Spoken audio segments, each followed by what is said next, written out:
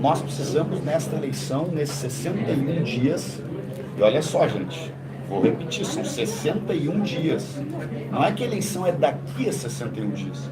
É durante esses 61 dias nós vamos definir o futuro do país, não para os próximos 4 anos. Nós vamos definir o futuro do país para os próximos 20 anos, provavelmente. Porque se a turma que deu o golpe e está fazendo tudo o que está fazendo em 2 anos e 4 meses, com um governo ilegítimo, se ela consolidar este governo no voto direto, ela termina de vender o patrimônio nacional. Nós não vamos conseguir manter a parte do pré-sal, que ainda não deu tempo deles venderem.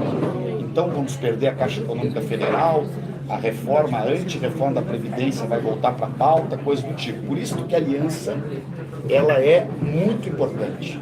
E como é que a gente sai e qual é a chapa que nós inscrevemos? Lula presidente, Manuela e Fernando Haddad vice-presidentes. Mauri até colocava uma frase que eu acho que é bem boa para resumir, Marcelo. São 2 vices numa mesma chapa. Por que a gente escreveu? A minha esposa hoje perguntou, mas aí como é que é isso? Dá para escrever 2 vices? Não dá para escrever os 3, mas dá para a gente combinar, que nós estamos vivendo um golpe, como nós sabemos.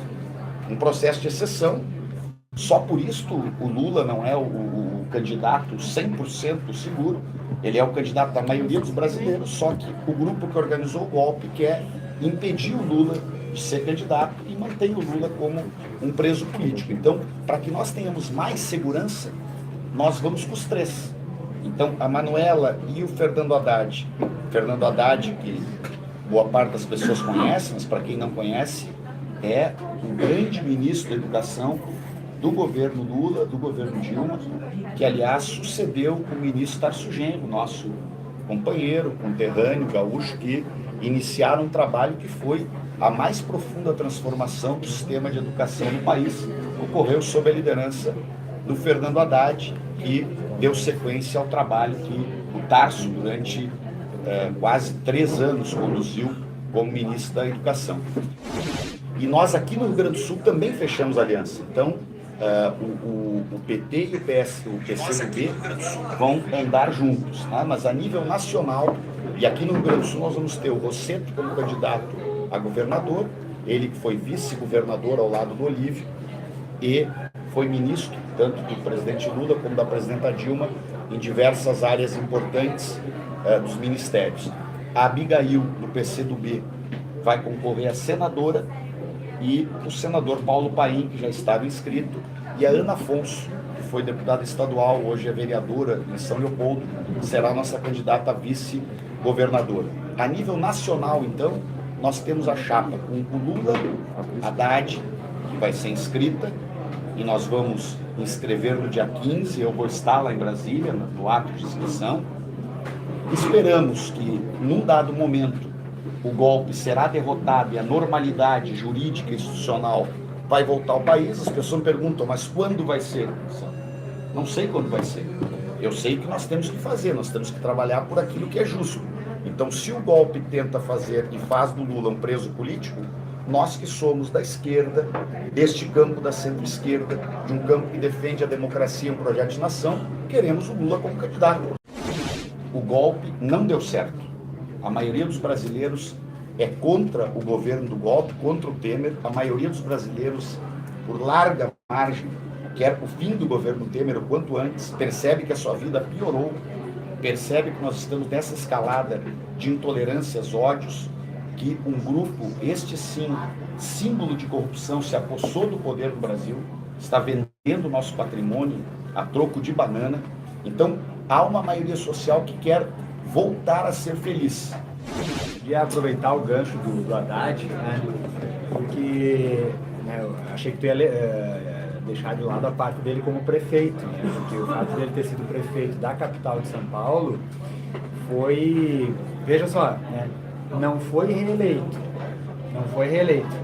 mas veja como uma derrota eleitoral pode não significar nada, assim como uma vitória eleitoral pode não significar nada. A vitória do Dória nas eleições de São Paulo, como Marquesan, né? Marquesan ganhou as eleições aqui e hoje acho que não consegue andar na rua sem ser, né, digamos assim, questionado, né? Obrigado por quem votou nele, não é? quem não votou. Aliás, 1 em cada 6 votaram nele. Então também foi uma baixa legitimidade. Mas mesmo aquele 1 a cada 6, mesmo esse está arrependido, né?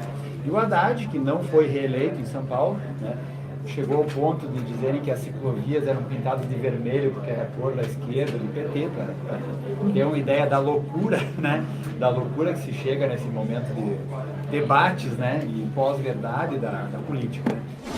O que o Haddad fazia em São Paulo em um mês foi o que nós fizemos aqui em 10 anos. Né? 30, 40 quilômetros nós temos em Porto Alegre, lá eles passaram, realmente fizeram. Fez ciclovia na Avenida Paulista, né? Eu costumo, às vezes, encontrar em algum prefeito, né, de vários partidos, como é que é a ciclovia? Nós não queremos fazer aqui, porque aqui vai... O pessoal diz, olha, teve um sujeito que fez ciclovia na Avenida Paulista. Então, não é desculpa aquele prefeito lá de uma cidade média ou pequena não querer efetivamente topar o espaço, topar a discussão da disputa do espaço, né? Na verdade, nós estamos falando disso. As cidades não foram planejadas para ter ciclovias, isso é uma frase meio lugar comum, né? Então, toca aos gestores, né, aos decisores políticos, tomar essas decisões que são, seja de priorização de espaço, seja, por exemplo, o tempo das sinaleiras dos pedestres.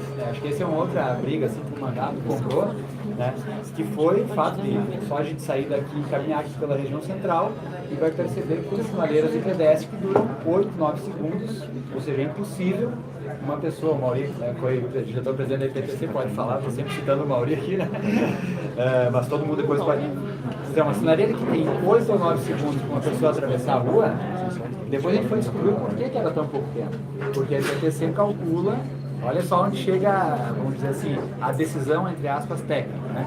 A IPTC calcula o tempo de travessia pela velocidade de caminhada do homem adulto. Existe uma escala internacional que mostra qual é a velocidade das pessoas caminhando. O mais rápido é o homem adulto, depois vem a mulher, depois vem a pessoa com carga, gestante, idoso, blá, blá, blá. Em vez de eles calcularem o tempo de travessia com base no mais lento, eles calculam com base no mais rápido. Para quê? Para permitir que os carros não fiquem tanto tempo parados na sinaleira. Então veja. Para decidir a favor daquela visão de cidade, que a cidade deve se organizar em torno do automóvel, e não em torno das pessoas.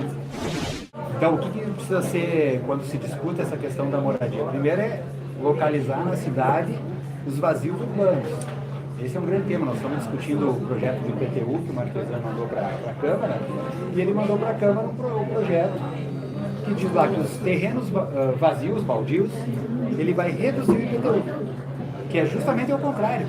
Quem tem um terreno vazio e está lá esperando, está especulando, ou seja, ele tem um terreno vazio, não vende, não dá destinação, está esperando alguma obra, ele vai lá pressionar o poder político para criar algum tipo de valorização do seu imóvel para daí vender com um valor maior, né? Então o Marquesan manda um projeto para a Câmara que incentiva isso, ao invés de coibir, fazer como o Haddad fez de novo, o Haddad, né? Ou seja, nós também fizemos aqui em Porto Alegre, nos tempos dos governos da Frente Popular, nós introduzimos o IPTU progressivo. Sim. Estamos falando aqui de modelo de cidade, o transporte coletivo tem que ter prioridade, que ele tem que ter fluidez, tem que ser rápido, tem que ser confortável, tem que investir sim. O nosso ônibus ou outros transportes tem que ser sofisticados e bem confortáveis. Né? Porque exatamente nós queremos convidar a pessoa para ir para o transporte coletivo. Ela tem que olhar assim, às vezes ela até tem o seu carrinho ali na garagem, ou tem sua moto, e diz, olha, é muito mais seguro eu pegar um ônibus.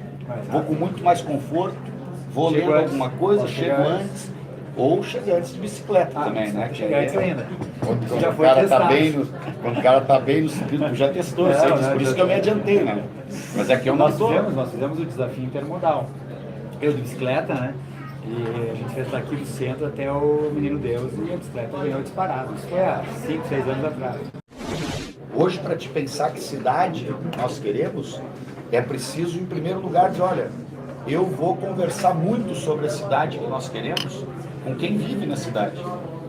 As necessidades reais das pessoas, que vão me mostrar, às vezes, coisas simples, que custam barato e que podem melhorar muito a vida das pessoas. Então, nós temos que ter como desafio também essa questão de aproximar as pessoas dos seus governos. Porque esse processo de criminalização da política, e para quem vive dos grandes negócios, não precisa ter o povo perto do governo. É ao contrário.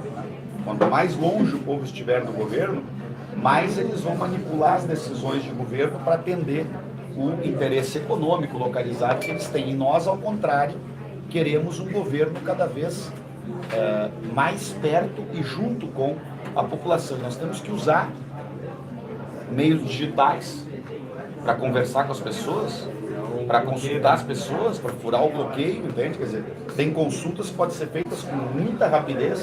Aí na polêmica, né, o Marcelo estava contando há pouco, ainda estávamos fora do ar, agora estamos no ar, pode voltar.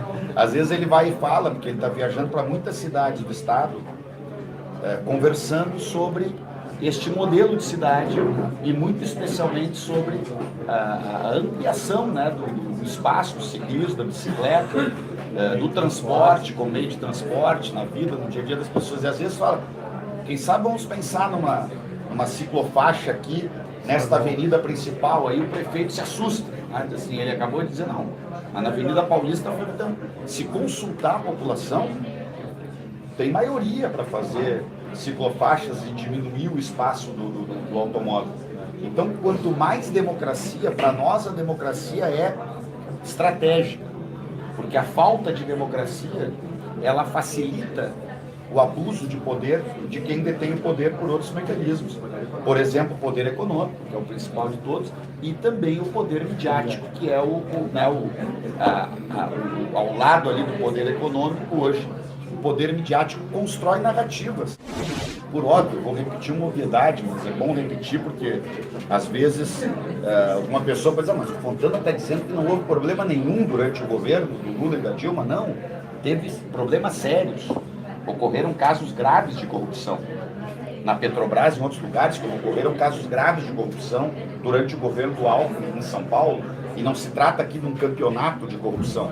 Ao contrário, só se trata de olhar com seriedade para combater a corrupção, que tem que preservar a institucionalidade, tem que preservar o papel do judiciário, tem que preservar o papel do Ministério Público, tem que reforçar as instituições e não se pode fazer da corrupção um assunto para decidir quem vai governar o país, fora de eleição, que é o que foi feito, né?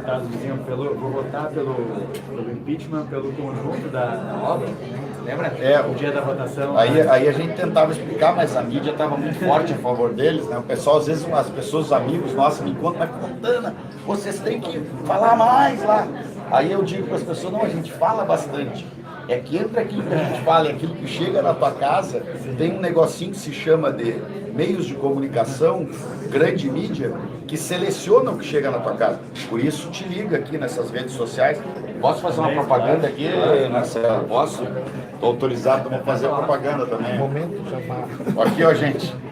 Quem tiver a fim de acompanhar o nosso mandato de deputado federal pela rede social e gosta do WhatsApp, registra esse número aqui no celular de vocês e manda só um oi para nós. Nome, onde é que vocês moram, manda um oi. Vocês vão receber vídeos, entrevistas, textos. A gente manda coisas boas de serem lidas. Eu sempre digo brincando, o telefone aqui é o 51, estamos dizendo que tem que falar, o cara pode enxergar. 5199-710-4121. Sabe por quê que eu, de novo, 5199-710-4121. Aí nós vamos fazer o programa aquele, o Brasil que eu quero pela esquerda. Não é o Brasil que eu quero pela Rede Globo, é o Brasil que eu quero pela esquerda, né? Com toda essa amplitude de aliança, de gente que não está a fim de entrar num partido político.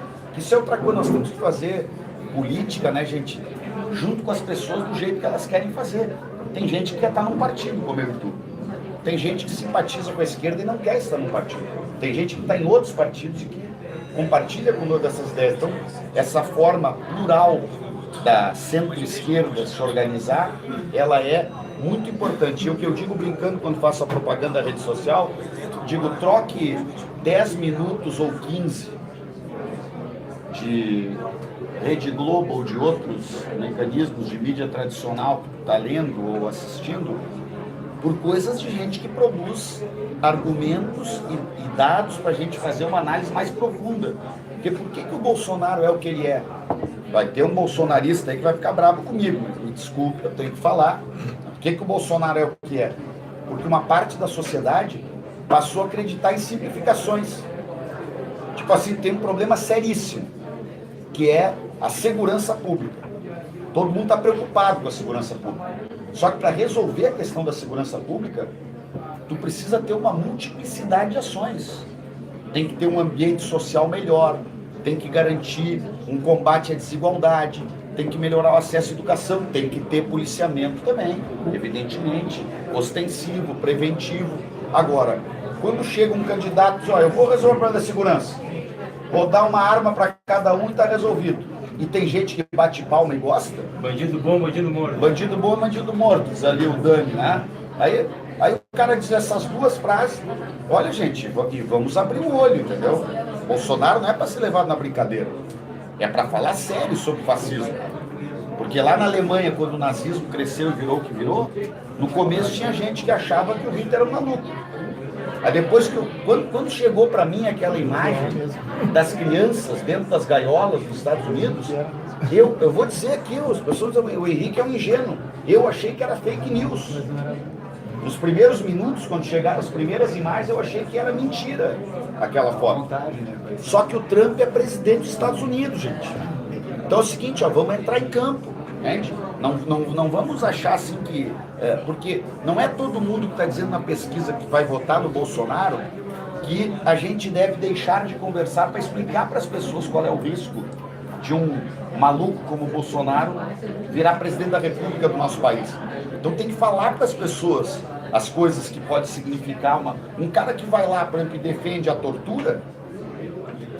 Não é uma questão de ser de direita ou de esquerda, de ser do PT, do PSDB ou do partido tal, é que a tortura é um crime contra a humanidade. Quer dizer, qualquer pessoa tem que ser contra a tortura, qualquer pessoa que tenha um mínimo de razoabilidade. Então são como os outros.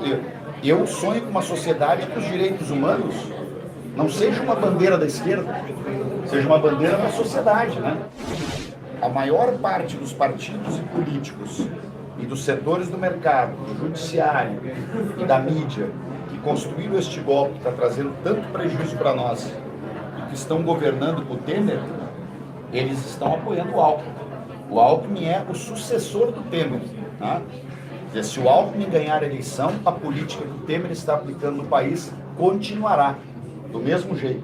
Aliás, exatamente, e eu tenho até dito, eu tenho algumas perguntas que eu vou levar, né, para o Fernando Haddad, para o Lula e para a Manuela, para eles fazerem, que eu não vou poder participar do debate. Mas a primeira pergunta para o Alckmin, outra coisa, o senhor vai... por que o seu partido votou a favor de congelar os investimentos públicos em segurança, saúde, educação, investimento no urbanismo das cidades, porque é tudo, as pessoas falam muito de saúde e educação, só que eles congelaram tudo. Cultura, 20 anos, tudo está congelado. Tá?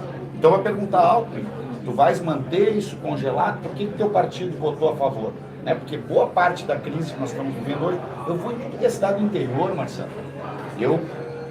Uma das áreas que eu atuo com muita força, eu sou médico geral comunitário, já fui secretário de saúde de Porto Alegre, e a luta pelo sistema público de saúde, por um SUS decente, digno, de qualidade, é uma das principais lutas que eu me dedico. Se me trouxe para a política isso, depois a gente vai virando um generalista, né, na política, tem que lidar com todos os temas. Não tem uma cidade que eu vá que o hospital não está em crise. Aí a pergunta é, todos os administradores dos hospitais são incompetentes? Pergunta 2, todos os administradores dos hospitais no Brasil inteiro são corruptos, estão roubando dinheiro dos hospitais? Ou quem sabe a hipótese 3, a saúde está subfinanciada, porque congelaram a tabela do SUS, porque não colocam o recurso que precisa para garantir o atendimento. Então vamos falar sério, né, gente? Não dá para fazer um baita discurso que tem que ter uma saúde digna, uma educação digna, porque tem um discurso de uma parte da direita liberal fundamentalista que ele é uma aula de incoerência absurda, velho. Eles dizem o seguinte, reclamam incompetência, o Estado, a saúde está ruim, a educação está ruim, mas chega de imposto. Quer fazer o milagre da multiplicação dos pães, querem que abra cadabra, abra-se 10 hospitais novos aí. Dinheiro para isso não, vai ser na mágica. Vamos fundar novas universidades. Porque se tivesse congelado há 20 anos, antes do Lula ser presidente da República, todos vocês que estão morando aí em alguma cidade do interior e também em Porto Alegre, que em Porto Alegre também tem uma universidade nova, que é a Universidade Federal de Ciências da Saúde. né, que era a antiga católica, que chamava, né, de medicina, né, que hoje é uma universidade completa na área de saúde. Mas eu estou falando da Unipampa, estou falando das universidades em todas as cidades do interior, todo o processo de interiorização dos institutos federais, tudo isso aí, ó, gente, zero. Porque dentro dessa lei, que quando as pessoas perguntam, algum país do mundo adotou essa lei? Resposta, nenhum. Mas que fantástico, então. O Temer e a turma dos liberais fundamentalistas descobriram a salvação da lavoura. O Brasil vai ser o primeiro país que vai atender tudo que os ditos mercados pedem e seremos felizes para sempre. Os mercados nunca entregam o que prometem, né, gente? Esse, aliás, é um dos problemas bem sérios, né, que a gente enfrenta no mundo inteiro, né? Um capitalismo financiarizado, onde poucas pessoas ganham cada vez mais dinheiro, trabalhando cada vez menos. E já que eu andei um dia inteiro com o nosso governador Olívio Dutra no roteiro anterior, sem produzir um único parafuso.